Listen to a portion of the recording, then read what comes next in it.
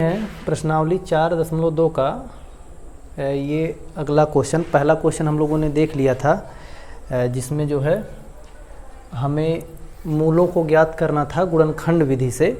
अब ये अगला क्वेश्चन है कि प्रश्नावली 4.2 का दूसरा क्वेश्चन। इसमें कहा जा रहा है कि उदाहरण 1 में दी गई समस्याओं को हल कीजिए। अब उदाहरण नंबर 1 जब आप किताब में देखेंगे तो ये दिया है उसका पहला क्वेश्चन कि जान और जीवंती दोनों के पास कुल मिलाकर 45 कंचे हैं। कंचे मतलब गोली, 45 गोली है जान और जीवंती के पास कुल मिलाकर। फिर कहा जा रहा है कि दोनों 5-5 कंचे खो देते हैं, यानी कि गायब कर देते हैं, और अब उनके पास कंचों की संख्या का गुणनफल 124 है। 5-5 कंचे दोनों गायब कर दिए और जब जो बचा उनके पास उसका गुणा किया गया तो मिला 124 उनका गुणनफल। तो आपसे कहा जा रहा है कि उनके पास कितने कितने कंचे थे, इसका पता लगाइए। तो चलिए भाई इसको देखते हैं। तो हम यहाँ मानेंगे, माना जॉन के पास कंचों की संख्या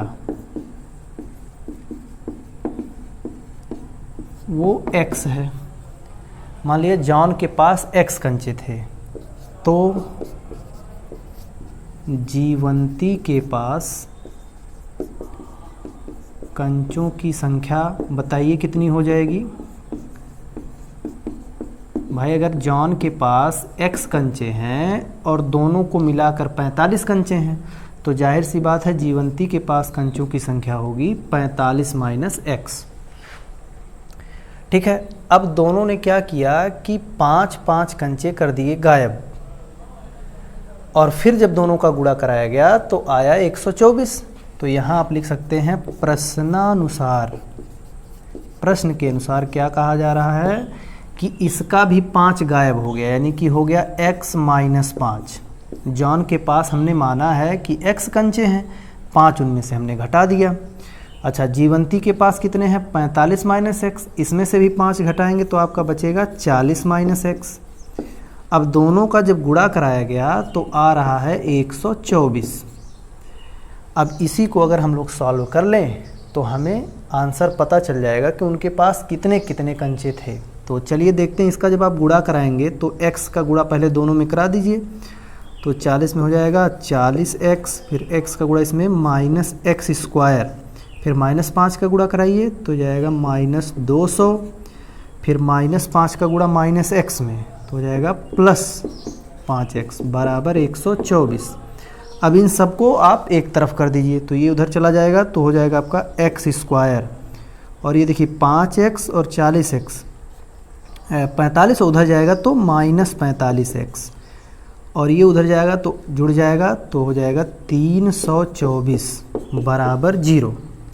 अब ये बन गया द्विघात समीकरण। पहले प्रश्नावली में यही है कि द्विघात समीकरण बनाइए, तो आप इससे ये बन गया।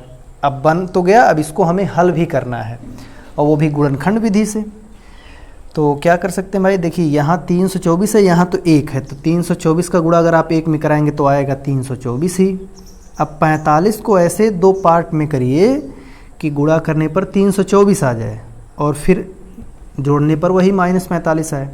तो इसके लिए मैंने आपको एक आसान तरीका ये बताया है कि आप 324 का गुणनखंड कर डालिए। 324 का जब आप गुणनखंड करेंगे, 2 से कैंसिल करेंगे तो हो जाएगा 1 6 2, फिर 2 से कैंसिल करेंगे तो 8 1, फिर 3 से ये कैंसिल होगा तो हो जाएगा 27, फिर 3 से कैंसिल होगा तो हो जाएगा 9, फिर 3 से कैंसिल होगा तो 3। अब देखिए इसके गुणनखंड मिल रहे हैं 2 2 3 3 3 3, यानी 4 बार 3 मिलेगा और 2 बार 2। अब इसी में कुछ ऐसा एडजस्ट हम लोग करें कि आ जाए 45। भाई जोड़ने पर 45 आ जाएगा। देखिए 3 त्रिका 9, 9 तिया 27। अच्छा 27 तिया 81 हो जाएगा, ज़्यादा हो जाएगा। अच्छा तो क्या कर सकते हैं भाई, 3 तिक्का 9 तो 27 दूना 54 और 6 नहीं हो पाएगा। अब क्या किया जाए भाई, 2 दूना 4, 4 तियाँ 12, 12 तियाँ 36। अच्छा ये 36 हो गया और 3 त्रिक्का 9, 36 और 9 45 हो जाएगा। यानी कि हम इसको आप इसमें कर सकते हैं x² minus 36x minus 9x। अब 36 और 9 45 हो भी जाएगा और 36 का गुणा आप करेंगे 9 में तो 324 भी आ जाएगा। बराबर कर दीजिए 0 के। अब देखिए कॉमन ले जी, इसमें कॉमन हो जाएगा x, तो बचेगा x माइनस 36। इसमें कॉमन होगा माइनस 9, तो बचेगा x माइनस 36 बराबर 0। अब दोनों में कॉमन क्या मिलेगा आपको, x माइनस 36 और x माइनस 9 बराबर 0। अब इसको आप सॉल्व कर लीजिए भाई। अब 2 गुणा है, इसको 0 के बराबर करेंगे तो लिखेंगे यदि x माइनस 36 बराबर 0 आया तो x का मान आपको मिलेगा 36, और यदि x माइनस 9 बराबर 0 आया तो मिलेगा x बराबर 9। यानी x के यहाँ 2 मान मिल रहे हैं, 36 और 9, 36 और 9। अच्छा अब आंसर कौन सा होगा भाई, x तो हमने माना है जान के पास कंचों की संख्या x है, तो उसके पास 36 है या 9 है, इसका पता कैसे लगाएंगे, आप 5 घटाइए दोनों में से और गुणा करिए। तो इसमें से देखिए 5 घटाएंगे तो हो जाएगा 31, इसमें से 5 घटाएंगे हो जाएगा 4, तो 31 का गुणा 4 में करेंगे तो आ जाएगा 124। हाँ सही आंसर है। अब देखिए दोनों आंसर भी सही है, क्यों, हो सकता है जॉन के पास 9 रहा हो या हो सकता है जॉन के पास 36 रहा हो, दोनों आंसर सही है। तो यहाँ आप लिख सकते हैं अतः जॉन के पास कंचों की संख्या, अतः जॉन के पास कंचों की संख्या आप 36 मानते हैं तो जीवंती के पास कंचों की संख्या हो जाएगी, जीवंती के पास कंचों की संख्या ये हो जाएगा आपका 9, यही आंसर हो जाएगा। और अगर जॉन के पास आप 9 मानते हैं, अथवा भी कर सकते हैं, अथवा जॉन के पास कंचों की संख्या अगर 9 माने, क्योंकि दोनों आंसर आया और दोनों करेक्ट है, तो जॉन के पास कंचों की संख्या अगर 9 है तो जीवंती के पास कंचों की संख्या ये हो जाएगा आपका 36, दोनों आंसर करेक्ट है। अब 5-5 कंचे जब गायब कर देंगे तो सोचिए अगर ये गायब करेगा तो 5 गायब करेगा तो बचेगा 4, और ये 5 गायब करेगी तो बचेगा 31, तो 31 का गुणा जब आप 4 में कराएंगे तो 124 आ जाएगा, यानी करेक्ट आंसर है। तो इस तरह से आप इनको हल कर सकते हैं गुणनखंड विधि से। बाकी और भी इसी चैप्टर में अगले क्वेश्चन हैं। और देखिए इसमें समीकरण नहीं दिया है, समीकरण आपको पहले बनाना है फिर उसको हल करना है, ठीक है, इसको नोट कर लीजिए, फिर आगे क्वेश्चन पर बढ़ते हैं हम लोग।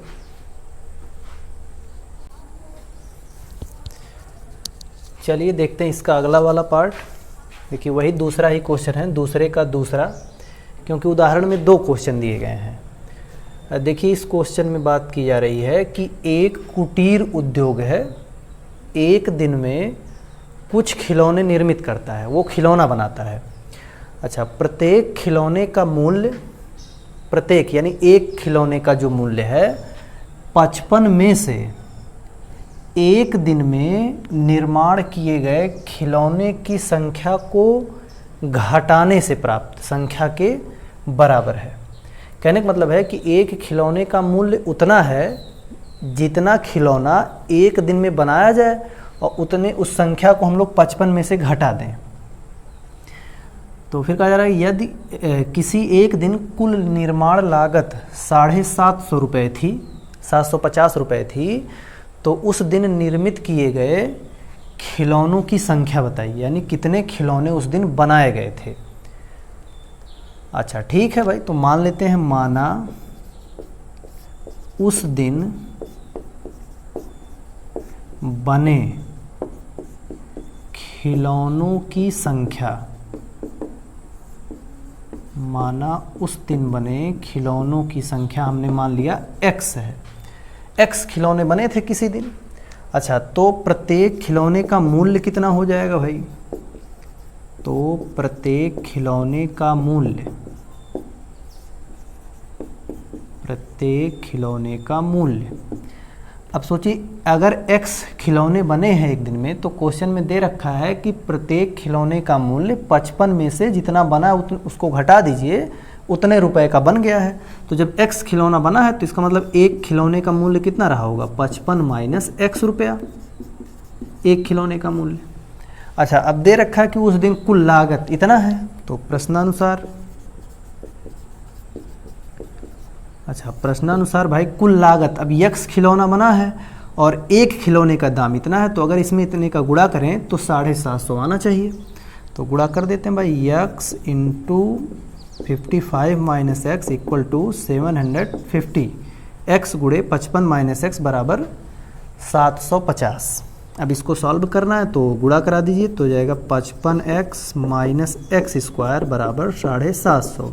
सबको उधर कर दीजिए, द्विघात समीकरण बना दीजिए, तो हो जाएगा x square minus 55x plus 750 बराबर 0। अब ये बन गया द्विघात समीकरण। भाई खिलौने की संख्या x है तो खिलौने का दाम 55 माइनस एक्स हो जाएगा प्रश्न के अनुसार से, और दोनों का गुणा करने पर कुल लागत पता चल जाएगा। इतना खिलौना बना है और एक खिलौने का दाम इतना है, तो दोनों का गुणा कर देंगे तो 750 रुपया लागत हो गया। अब यहाँ देखिए 750 को गुणा आप एक में करा दीजिए तो 750 ही रहेगा। अब 55 को ऐसे दो पार्ट में डिवाइड करिए, दो पार्ट में ऐसे बांट दीजिए कि जोड़ने पर -55 ही आए और गुणा करने पर 750। तो 750 का आप गुणनखंड करके भी कर सकते हैं। वैसे 25 तिया 75 होता है, लेकिन यहाँ पर हमें 55 लाना है कि 750 हो जाए। तो चलिए फिलहाल गुणनखंड करके ही कर लेते हैं।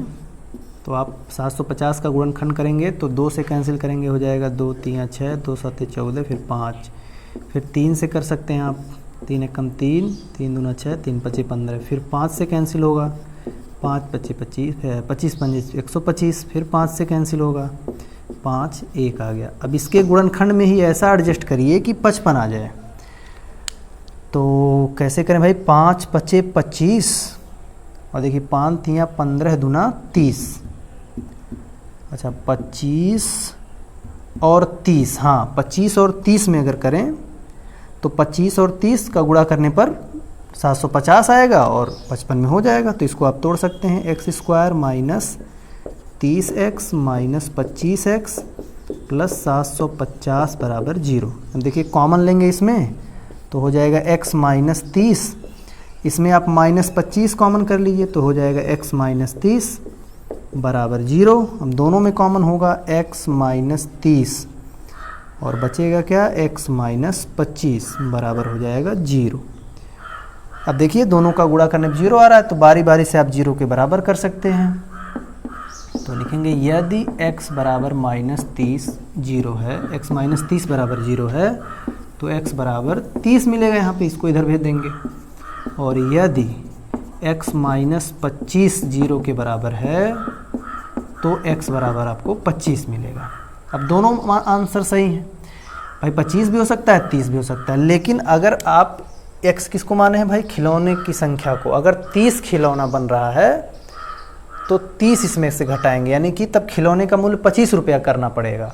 और अगर 25 खिलौना बन रहा है तो प्रत्येक खिलौने का मूल्य 30 रुपया करना पड़ेगा। तो लिख देंगे अतः उस दिन बने खिलौनों की संख्या,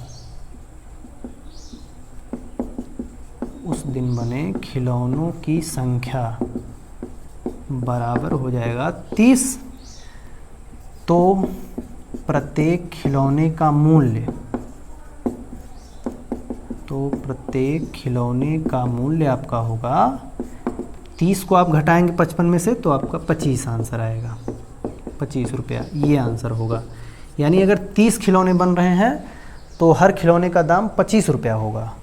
अच्छा, अथवा अगर अतः ये हम लोग करें, अगर इस आंसर को सही माने, अतः उस दिन बने